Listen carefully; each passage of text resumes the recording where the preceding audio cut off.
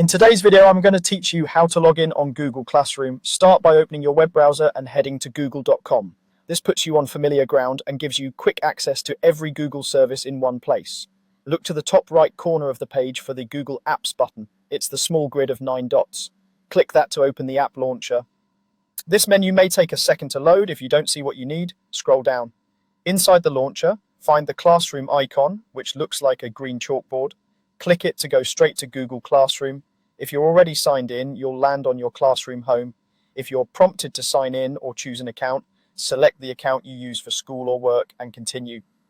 A quick tip, check the profile picture or initials at the top right to make sure you're on the correct account, especially if you share a computer or switch between personal and organizational accounts. Avoid entering your details on pop-ups you don't recognize. Stick to the official Google sign-in page.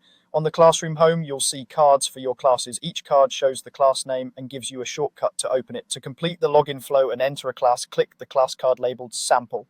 That opens the class space and confirms you're fully signed in. Once inside, you'll see tabs like Stream and Classwork, where your teacher posts announcements and assignments. It's a good idea to glance at any welcome message or pinned items so you don't miss important updates. If the Classroom icon isn't visible in the app grid, scroll to the bottom of the launcher and choose More from Google Apps, or simply type classroom.google.com in the address bar to get there directly.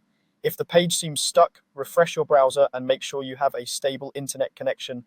When working on shared devices, sign out when you're done to keep your account secure. That's it. You went to Google, opened the Google Apps menu, launched Classroom, and entered the sample class.